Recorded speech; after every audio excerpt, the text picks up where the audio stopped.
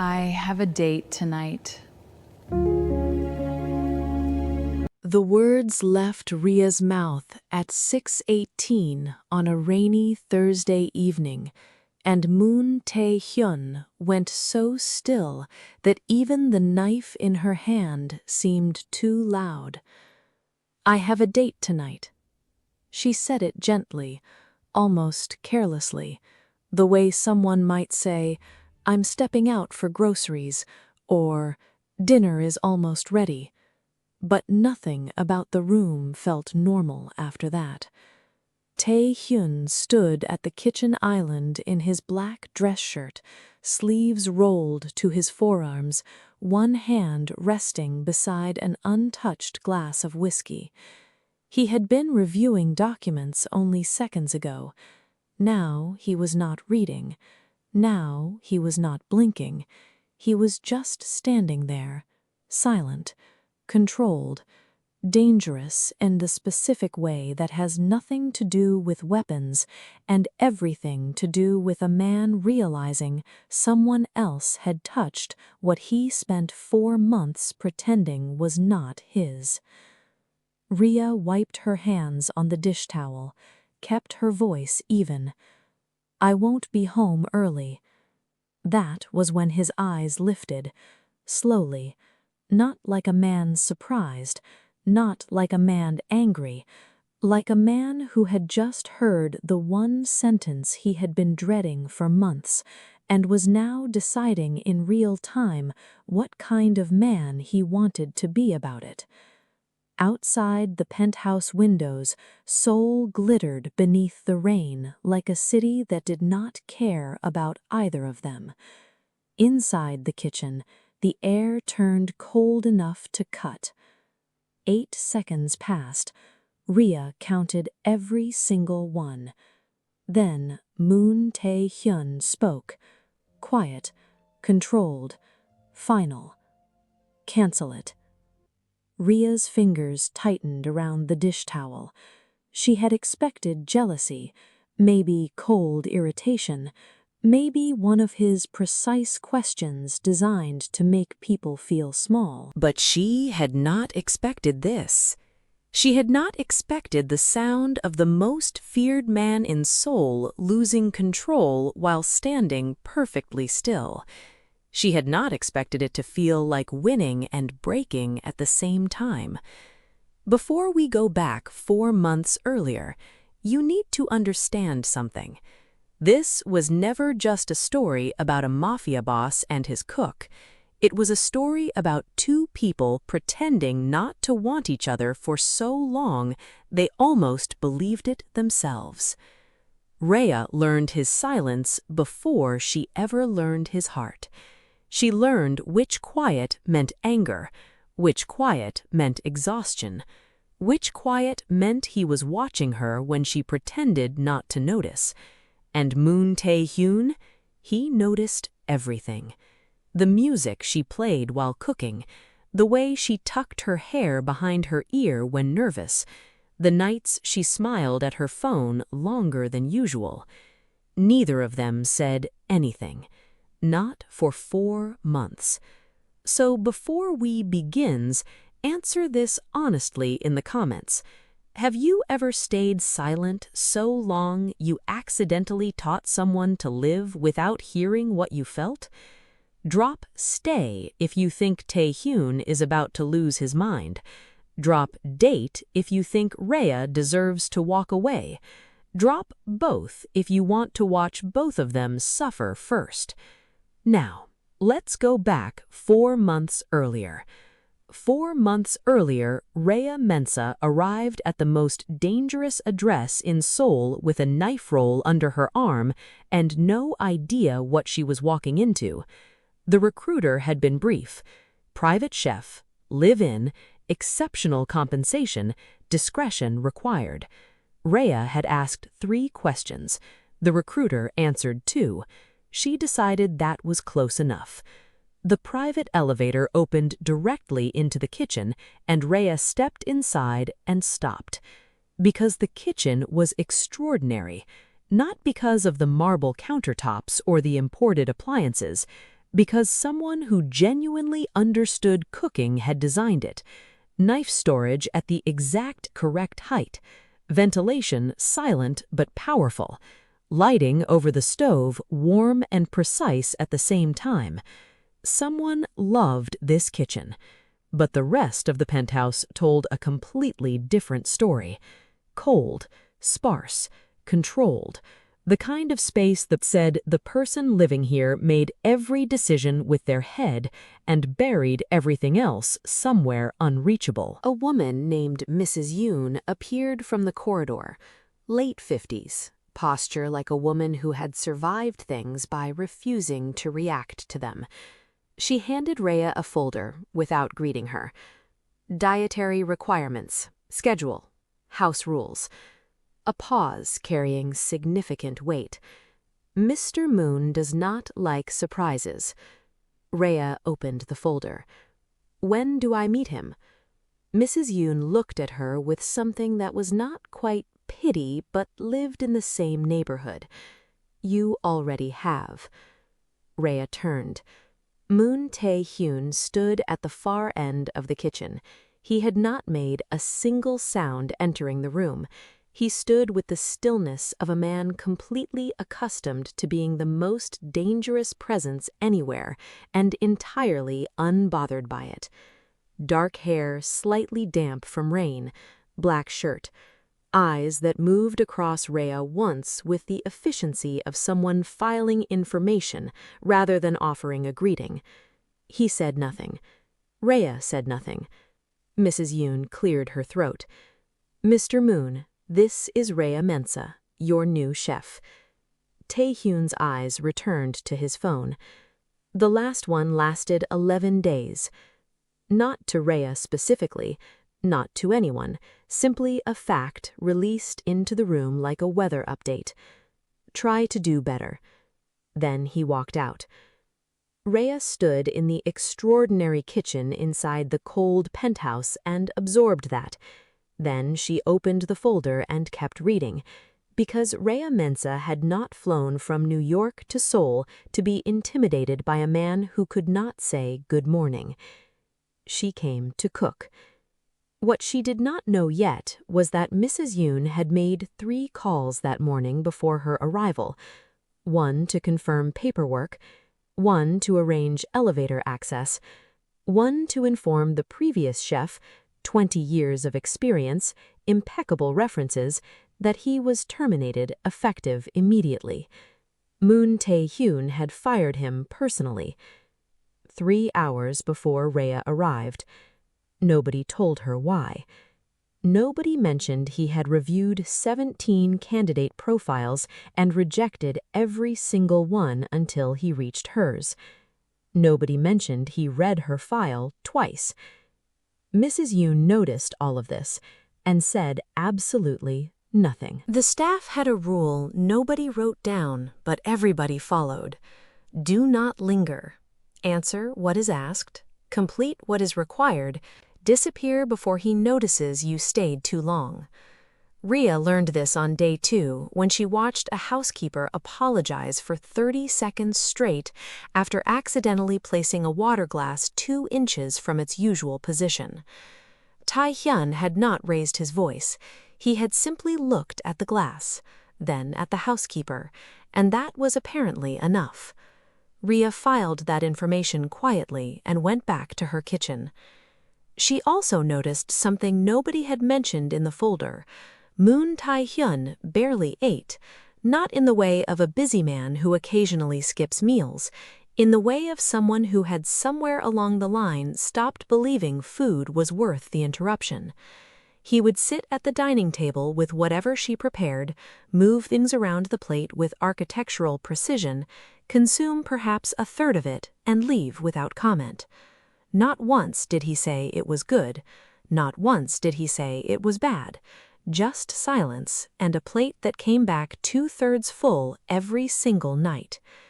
Rhea found this professionally offensive. On the 9th day, she made a small decision. His usual evening soup called for a specific variety of Korean pepper. She substituted it with something slightly smokier, a fraction more depth, Nothing dramatic, the kind of change only someone paying genuine attention would detect. She plated it, sent it out, and waited. 20 minutes later, the bowl came back, empty, completely empty for the first time since her arrival. Rhea stared at it for a long moment, then she wrote the substitution down in her notebook and said nothing. 3 days later, she made the change again. Empty bowl again. She started testing other things, small adjustments invisible to anyone not specifically watching, a different salt finish, a changed herb ratio. The temperature of his rice shifted by a precise degree. He noticed every single one. She knew because he started finishing his meals. Not commenting, not acknowledging, just finishing them in the specific way of someone who had stopped being able to pretend indifference. Then came the nights. It started the second week. Late, past 11. The penthouse, quiet and dark, except for the kitchen light Rhea always left burning while she did final prep for the following morning. Tae-hyun appeared in the doorway, documents in hand. He leaned against the counter and began reading them. In the kitchen. At 11:30 at night. Rhea looked at him once. He did not look up. She went back to her prep work. Neither of them said anything, but he stayed for 40 minutes. And the following night, he came back. Same time, same documents, same silence. His best friend, Kang Min-suk, visited on Friday and found Tae-hyun standing near the stove, watching Rhea reduce a sauce. Min-suk looked at Rhea, looked at Tae-hyun, looked at the stove. Then, very quietly said, "You hate people." Tae-hyun did not respond. Yet here you are, voluntarily standing near boiling water every night. Still nothing. Min-suk smiled slowly to himself and accepted the coffee Rhea offered him. He liked her immediately. That Friday evening, Rhea reached across the counter for a pan and the knife block shifted unexpectedly and the small paring knife caught the side of her index finger clean and fast. She pulled her hand back.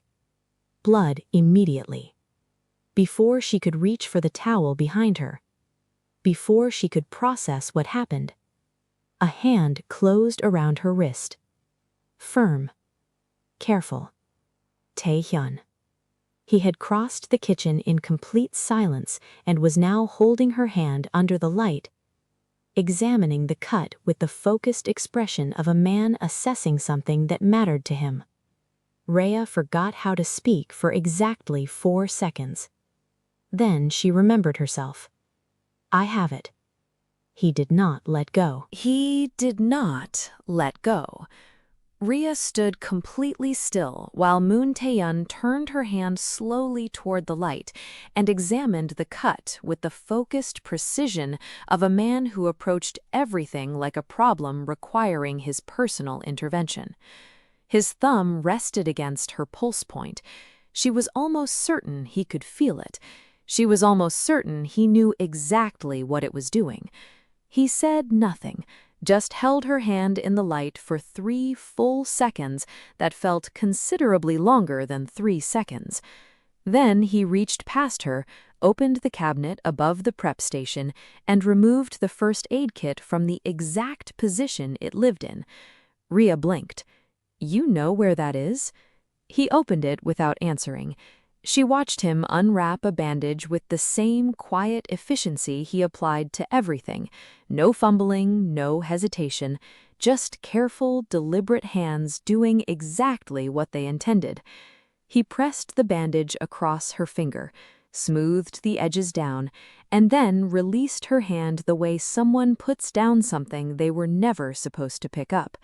He walked back to his documents. Rhea stood at the prep station and stared at her own finger for a moment longer than was strictly necessary. Then she went back to cooking. Neither of them mentioned it again. But things shifted after that. Subtly, undeniably. the way temperature changes before weather arrives. Tae-hyun began appearing in the kitchen earlier in the evenings, not dramatically, 15 minutes earlier one night, 20 the next, always with documents, always positioned where the light was good and the view of the stove was unobstructed. Rhea noticed and said nothing.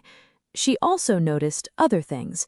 New knives appeared on the magnetic strip one morning, better weight, superior balance, the exact brand she had mentioned once in passing to Mrs. Yoon while thinking out loud. Her preferred tea started appearing in the cabinet without announcement. The playlist she played while cooking on Tuesday mornings somehow became available on the kitchen system by Thursday without explanation. She did not ask. He did not explain.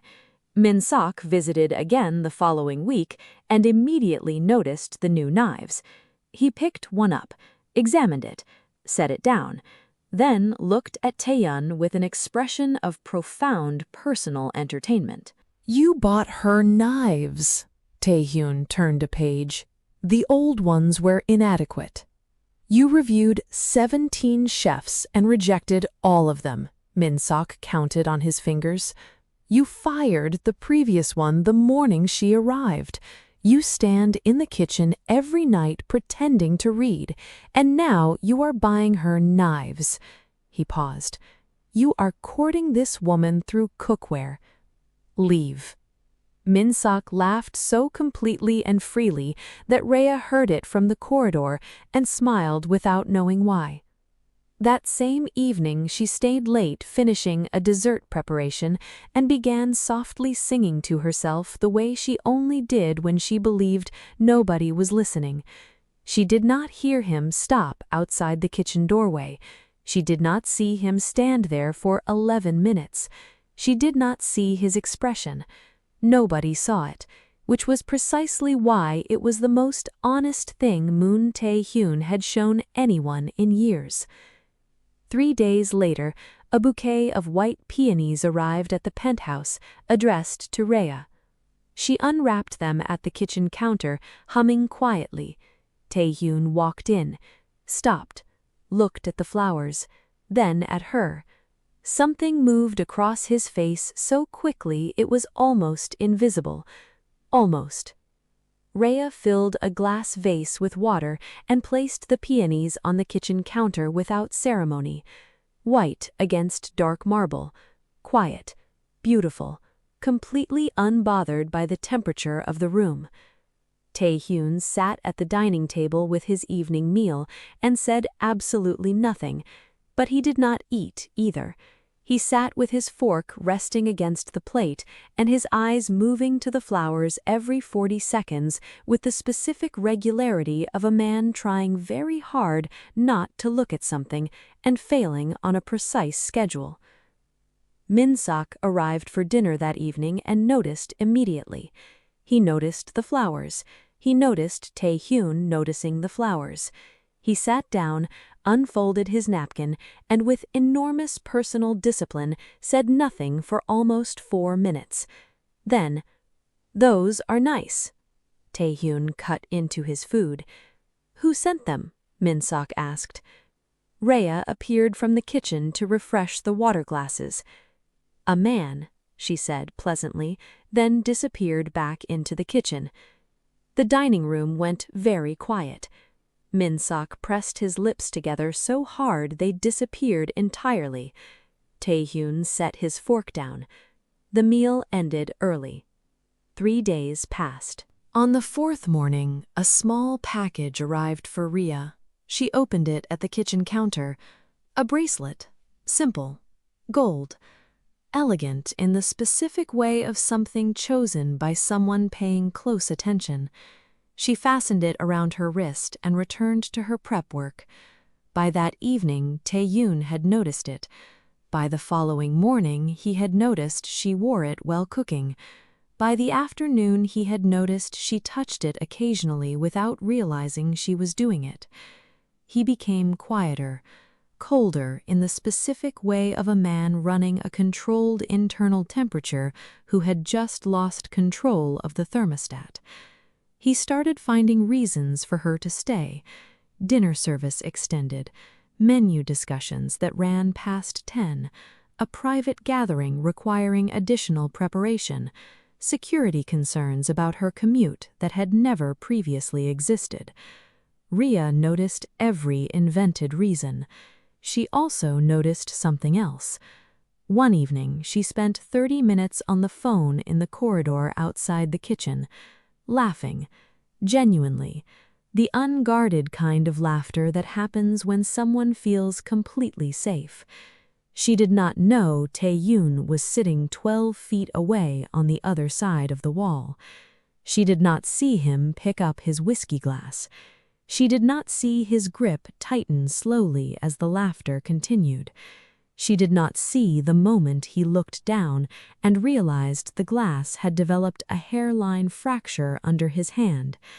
He set it down carefully, said nothing.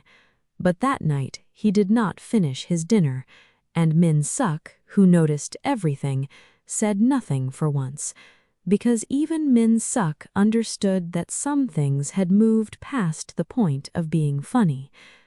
2 days later, Rhea was humming over the stove when Mrs. Yoon appeared quietly in the doorway. Mr. Moon would like the dinner menu adjusted for next week. Rhea looked up. Of course. Any specific requests? Mrs. Yoon paused almost imperceptibly. He would like you to prepare whatever keeps you in the kitchen longest. Rhea stood very still. Mrs. Yoon left without further explanation. That same evening, Tae-hyun received a sealed folder from his head of security. Inside was a complete background profile on Adrian Cole. Adrian Cole was the kind of man who made a room feel warmer simply by entering it. Tall, calm, the specific confidence of someone who had nothing to prove because he had already proven everything quietly and moved on. Successful architect, Seoul-based for 3 years, the kind of person who remembered how you took your coffee and asked about your mother without it feeling rehearsed. He and Rhea had the easy chemistry of 2 people who had known each other long enough to skip the performance. He arrived at the penthouse on a Wednesday afternoon to collect Rhea for lunch during her scheduled day off. Rhea introduced him to nobody because nobody was supposed to be home. But Tae-hyun was home. He was standing at the kitchen island when they walked in, documents open, coffee untouched, eyes moving from Rhea to Adrian and back to Rhea with the controlled efficiency of a man running a rapid internal assessment. Adrian extended his hand. Adrian Cole, old friend. Tae-hyun shook it once, said nothing. Adrian smiled pleasantly like a man who found silence completely comfortable and was in absolutely no hurry to fill it. They left for lunch. Tae-hyun stood in the kitchen for a moment longer than necessary. Then he called his head of security. The architect, I want everything.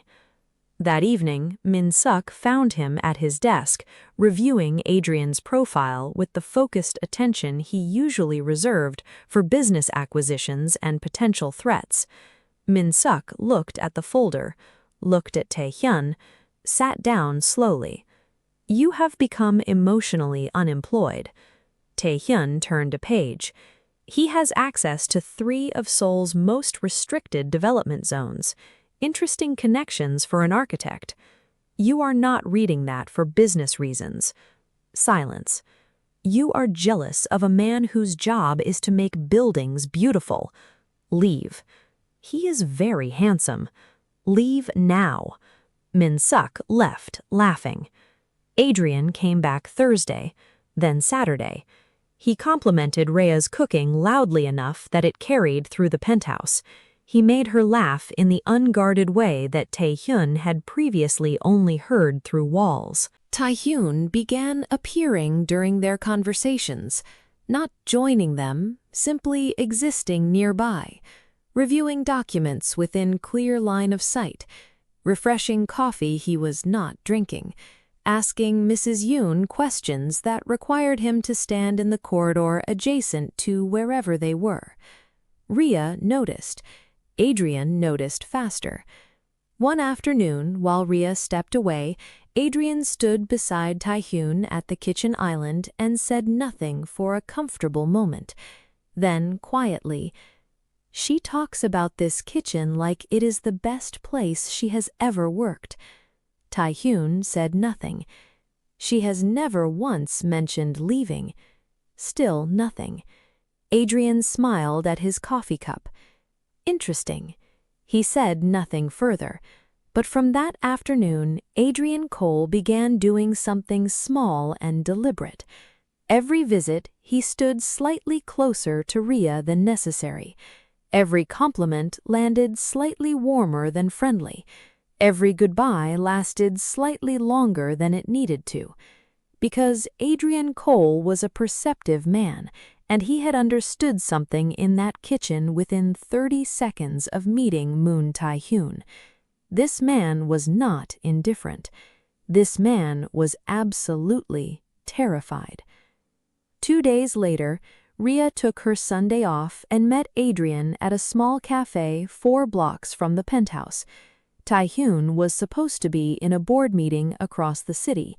He was not in the board meeting. He was sitting in the back of a black car on the street outside the cafe, watching. For the first time in 4 months, Moon Tae-hyun had followed her. The storm arrived without warning at 9 p.m. on a Tuesday. Seoul disappeared behind it completely, the kind of rain that does not fall so much as collapse. Within 20 minutes, the city below the penthouse was reduced to blurred light and the sound of water against glass from every direction simultaneously. The power went out at 9:34. Not the whole building, just the penthouse floor. A transformer somewhere below making a decision that would alter the course of several things. The city lights vanished. The kitchen went dark. Then Rhea found the candles in the 3rd drawer where she had noticed them weeks ago and never mentioned, and the kitchen came back slowly in warm amber light that made everything feel closer than it actually was. She started soup, because soup was the correct answer to a storm, and she was a chef, and this was what she did when the world outside became unreasonable. Tae-hyun appeared in the doorway at 9:51. No documents this time, just him. He sat at the kitchen island and watched her cook in the candlelight, without explanation or apology, and Rhea did not ask for either. For a long time there was only the sound of rain and the soft movement of the ladle, and the city trying to exist somewhere beneath the storm. Then Tae-hyun spoke, quietly, like something escaping rather than something offered. "My mother cooked in a kitchen smaller than this counter." Rhea kept stirring, did not look up, did not make it significant. "Was she good?" A pause. "She made one soup, same soup every time." Another pause, longer than the first. "I have eaten in 40 countries. Nothing has ever tasted like that soup." Rhea said nothing, let it breathe. Outside, the rain intensified briefly, then settled into something steadier. "People usually want something from me," Tae-hyun said, not bitterly, simply as fact, the way someone states the weather or the time. Rhea looked up then, met his eyes across the candlelight. "I know." A beat. "I don't." The kitchen held that sentence for a long moment. Tae-hyun looked at her with an expression that moved through several things quickly before settling into something unguarded and slightly dangerous in the way of a man who had just realized he had said more than he intended to, someone he trusted more than he meant to. Rhea held his gaze. The distance between them was 4 feet and 4 months, and one sentence neither of them was ready to say. She could see him deciding something. She could feel herself deciding something. The ladle stilled in the pot. The candles held. The rain pressed against every window like a patient witness. And then her phone lit up on the counter between them. Adrian calling. The name sat there, glowing in the candlelight for one full second. Tae-hyun looked at it. Something closed behind his eyes, like a door pulled shut from the inside.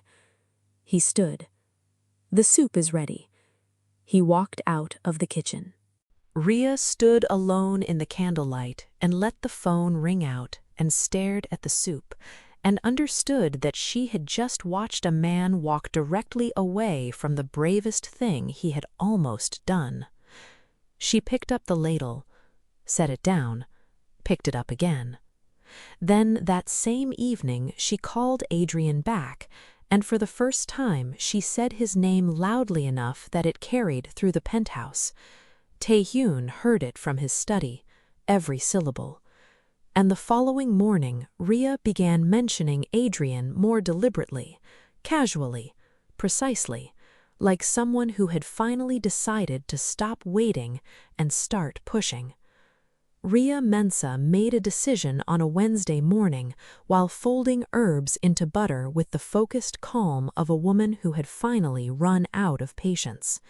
She was done waiting, not angrily, not desperately, with the quiet finality of someone who understood that a man who watches everything and says nothing is making a choice, and she had decided to stop pretending that choice did not affect her. She started small. A new dress on Thursday, deep burgundy, the kind that made Mrs. Yoon look twice and say nothing. Tae-hyun looked once, then looked at his documents with the specific concentration of a man working very hard at something that had nothing to do with documents. Rhea noted that and filed it. Friday, she left the penthouse at 7 with her hair down and came back past 11 smelling like a restaurant with good wine and live music. Tae-hyun was still awake. She knew because his study light was on. She hummed softly while washing her hands in the kitchen. The study light stayed on for another 2 hours. Saturday, she smiled at her phone during breakfast preparation, slowly, the kind of smile that belongs to a private conversation. She did not explain it, did not offer context, just smiled and flipped the eggs and let the silence ask its own questions. From the corridor, she heard Tae-hyun tell Mrs. Yoon to cancel his morning. He had no reason to cancel his morning. Rhea smiled again, this time at the eggs. By the following week, Tae-hyun had stopped sleeping properly. She could tell by the coffee. He was drinking 3 cups before noon instead of his usual 1. His jaw carried a tightness that appeared around day 3 and never fully released. He reviewed the same document twice on Tuesday and did not notice. Min-suk arrived Thursday and took one look at him, then one look at Rhea arranging flowers Adrian had sent, then back at Tae-hyun. "You are in love with her." Tae-hyun said nothing. "This is not complicated. You are simply in love with her and refusing to do anything about it, and it is destroying your ability to function as a person." Still nothing. Min-suk leaned forward. "She is going to leave." That landed differently. Tae-hyun's eyes moved to Min-suk for the first time in the conversation. "She is leaving," he said quietly, not as argument, as confession, the thing he had been carrying alone that had just found its way out. "That is what she is doing. She is leaving." Min-suk went still, because that sentence did not sound like jealousy anymore. It sounded like grief. That same evening, Rhea sat across from Adrian at a restaurant 2 kilometers from the penthouse and said quietly, "I just need him to stop pretending." Adrian turned his wine glass slowly. How long are you willing to wait? Rhea looked out the window toward the direction of the penthouse. I'm not waiting anymore. I'm pushing. Adrian was quiet for a moment. The date idea. Yes. He looked at her carefully. Rhea, what if he doesn't stop you? She looked back at him with the expression of a woman who had already considered this possibility and decided to walk toward it anyway. Then I needed to know that too. Adrian exhaled slowly, then nodded. All right. What neither of them knew was that 3 kilometers away, Moon Tae-hyun had just opened a second envelope from his head of security. He read the first page, then the second. Then he sat back in his chair with the careful stillness of a man absorbing information that rearranged several things simultaneously. The report was thorough. Adrian Cole and Rhea Mensah. History, timeline, nature of relationship. Tae-hyun read every word. Then he closed the folder, and for the first time in weeks, something shifted behind his eyes. Not anger, not relief, something far more dangerous. Clarity. The report was 14 pages. Tae-hyun read all of them twice.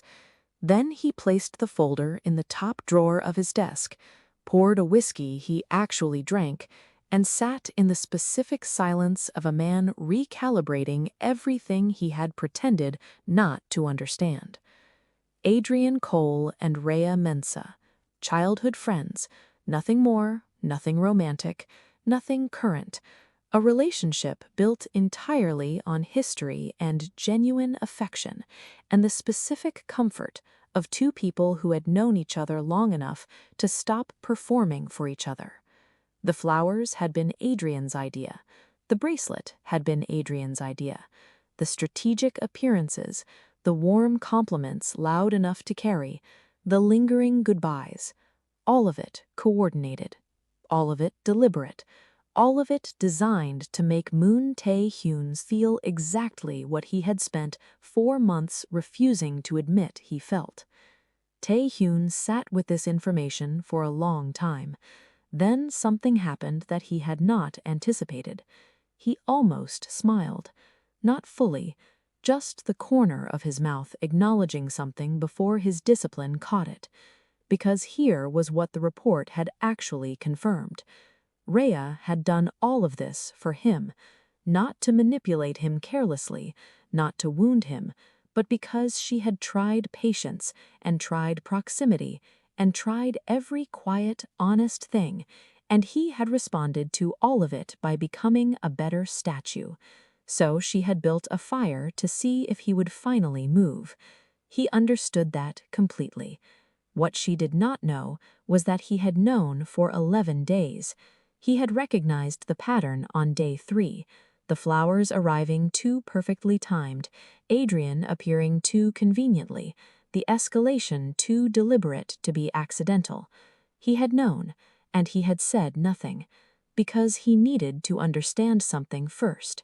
He needed to know if she was performing for pride or performing because she genuinely wanted him to respond. 11 days of watching carefully had answered that question. The answer had been in the small, unperformed moments. The way she paused sometimes in the kitchen when she thought she was alone.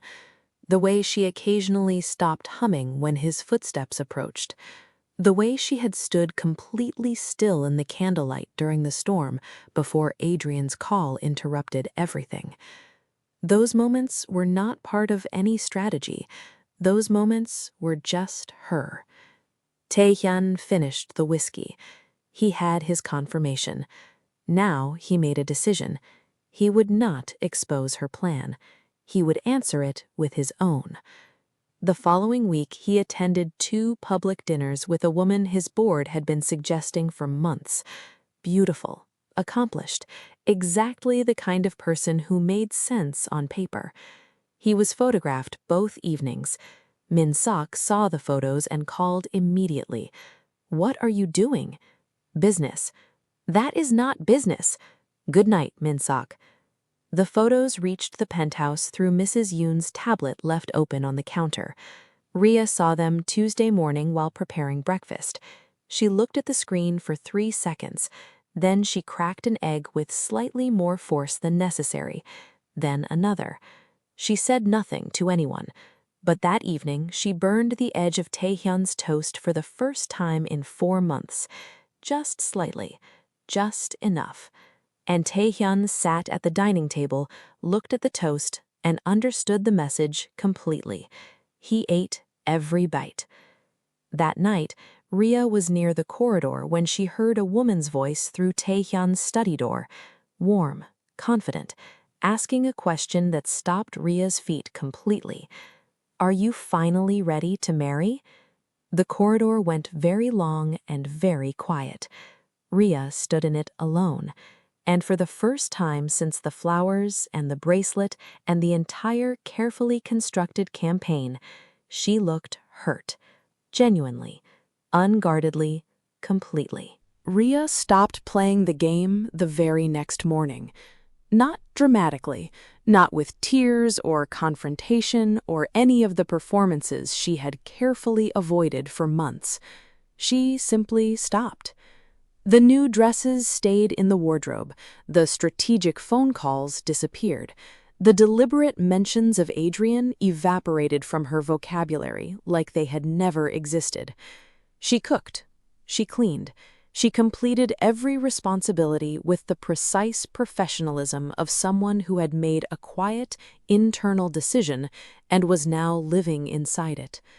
The kitchen went silent in a way it had never been silent before.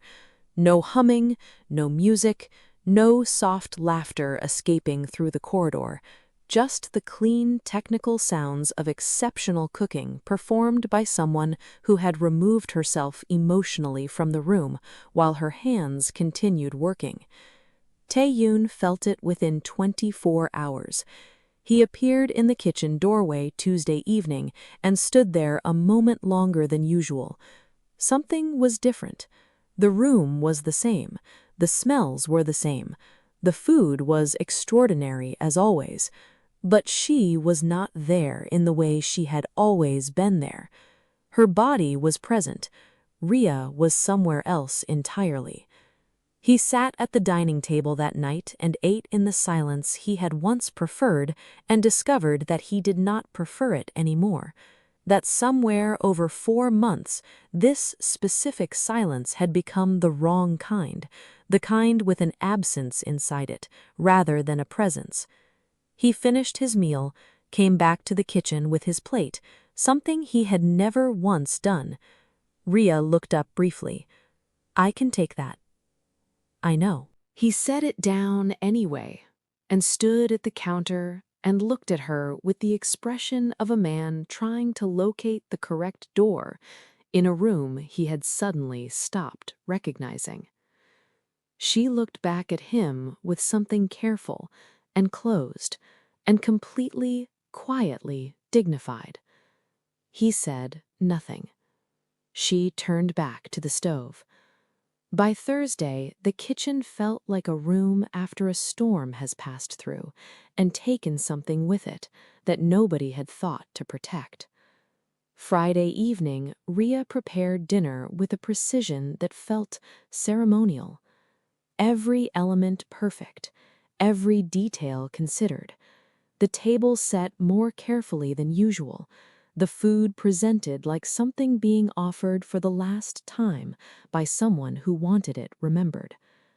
Tae-hyun sat down and understood immediately. This was not dinner. This was goodbye, arranged on a plate. He looked across the table at her. She did not look back. He picked up his fork, set it down, then quietly, "Something is wrong." Rhea was quiet for a long moment. When she finally spoke, her voice was even and honest, and cost her something. "I think I stayed too long waiting for someone who only knows how to watch." The dining room held that sentence. Tae-hyun did not move. I wanted honesty from you once." She looked at him directly now, calm, completely without performance. "Just once. That was all I needed." His jaw tightened. His eyes stayed on her. For the first time in the entire story, he looked afraid. Not of consequence, not of exposure, afraid of the specific thing that happens when someone who made your world warmer decides quietly that they are done. Rhea folded her napkin, placed it beside her plate. "I'm leaving tomorrow." She stood, walked to the kitchen. The door closed softly behind her, not slammed, not dramatic, just closed, the way things end when someone has too much dignity for noise. Tae-hyun sat alone at the table with the most perfect meal he had ever been served going cold in front of him, and said nothing. For now. The rain came back. Of course it did. Seoul does not let important things happen in dry weather. It arrived at 10 p.m., pressing against every penthouse window like it remembered the last time, and came back specifically for this. Rhea packed quietly, not frantically, with the careful deliberateness of someone who had already grieved the decision and was now simply completing it. Each item folded, each knife wrapped, the kitchen organized and cleaned and left better than she found it, because that was who she was, regardless of how she felt. She was closing her knife roll when she heard him. Not footsteps exactly, just the particular quality of silence that changed when Moon Tae-hyun entered a room. She did not turn around. He stood in the kitchen doorway for a long time. She could feel him deciding something enormous. She kept her hands moving. Then he crossed the kitchen and stood close enough that she could hear him breathing over the rain, and she went still with her hands on the counter and her eyes forward, and her heart doing something she refused to acknowledge. He spoke, not smoothly, not poetically, the way someone speaks when they have run completely out of armor. "I knew about Adrian on day 11. Rhea's hand stopped. "I knew the flowers were staged. The bracelet, the calls." A pause. "I knew all of it." She turned slowly. He looked exhausted in the way of a man who had been carrying something heavy for months and had finally decided the weight was no longer worth what it was costing him. "Then why?" Her voice was quiet, steady. "Why didn't you say anything?" "Because knowing you wanted me to react was not enough." His eyes held hers without flinching. "I needed to know if you wanted me, not a reaction, me." The rain filled the silence between that sentence and the next. "Every moment you stopped performing," his voice dropped lower. "The pauses, the candlelight, the way you stood at this counter the night of the storm before Adrian called." He exhaled slowly. "Those moments were not strategy. Those were you. And I collected every single one of them." Rhea looked at him. This man who had watched everything and protected himself through silence and expressed 4 months of feeling through untouched whiskey and new knives and staying near boiling water every night just to exist in the same room as her. Her throat tightened. "You should have just said something." "I know. It would have been so much simpler." "I know. We wasted 4 months." He looked at her with the expression of a man who had one thing left to say and was going to say it correctly, even if it destroyed every careful wall he had ever built. Stay. Not an order. Not a negotiation. A plea from someone who did not plead, ever, for anything. Just that one word standing alone in the candlelit kitchen while Seoul drowned quietly outside, and dinner burned gently on the stove, because neither of them noticed any more. Rhea looked at him for a long moment. Then she looked at her packed knife roll on the counter, then back at him. She reached out slowly and unrolled it, one knife at a time, back into the magnetic strip where they lived, where she had decided without saying it that they belonged. Tae-hyun watched every single knife go back onto that strip and said nothing, because nothing was required anymore. When the last knife was placed, Rhea turned back to the stove. "Dinner is burning." "I know. Sit down." He did, and the penthouse kitchen glowed warm against the Seoul rain while the food burned quietly in the background, and Moon Tae-hyun sat at the counter watching Rhea cook, and neither of them pretended any more. Not even once. Not ever again. This story was written for everyone who loved quietly and waited too long. You deserved to be chosen loudly. If this story found the right place in you, drop "stay" in the comments. Share this with someone who needs to hear it. And if you want the next story from this world, you already know where to find it.